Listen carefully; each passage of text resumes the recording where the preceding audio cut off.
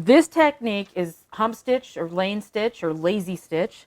It's the same technique used on these moccasins, on these shoes, and it is the technique that comes directly out of quill work, this linear way of seeing. So, the single needle technique, I draw lines. You pick up on a straight line. I tend to leave my beads on a string. I pick up my pattern. I pick up my design colors. I make a stitch and I'm skimming along the top of the hide. This stitch is all about spacing. If you don't have your spacing right, you get gaps in between these lines. What I'm doing is I'm creating this design on that side, going that direction now.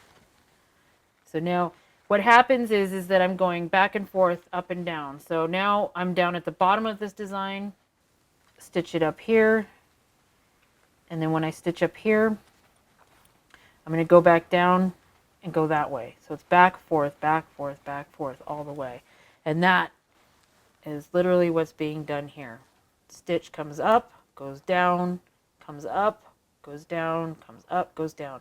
And it creates that little chunk right there. Then with the next one, you're able to create the next level. And that's how all of these designs do. They're basically adding and reducing colors, or going with just big solid blocks of color. These two, pull them off that thread, pick up my blue, pick up 5, pull them off the thread, slide them all the way down. This is all about the width. You have to come over the exact width of the next line, and that's when you get these really even stitches in here. So you can see on the back side, this skimming technique, there's absolutely no stitches except for where the knots are. There's no stitches showing back here. When you look inside of here, there's no stitches showing on the inside of this, even though there's all this work done. And that's because they just skimmed on the top of this hide. Hide has a surface layer that you can send a needle through without it coming through on the other side. So these are moose hide. Moose hide's real thick. See the thickness of that hide? Deer hide is a little thinner. Moose hide's almost like felt, and the thickness of it and the way that it feels. And you can see this moose hide, as thick as it is, this is the tanning of this hide is just, and you beat all day long on that. You don't even need a thimble. Brain tan deer hides, they use the brains and the liver of the animal to tan the hide. So a hide starts off with the fur on one side. They scrape all the fur off. It's held in running water for a long time. Then they scrape all of the fur off of one side of it. They put brains and liver paste on it. They'll get a rope. They'll put the hide on either side of the rope, and they'll work that paste into the hide until it's soft. So this next technique is a 2-needle applique technique. It is the technique that is used on florals and pictorials like this. A lot of people, I do too, will actually bead through, like I'll have a design on paper, and then I will bead that right over the paper.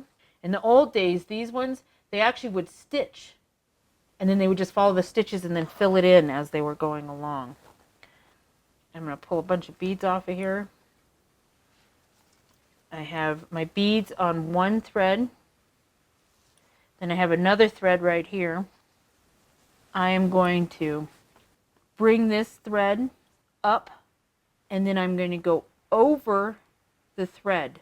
Not through the beads, but over the thread. Every 2 beads. Come up and over, up and over. And as I'm going, I'm locking them in.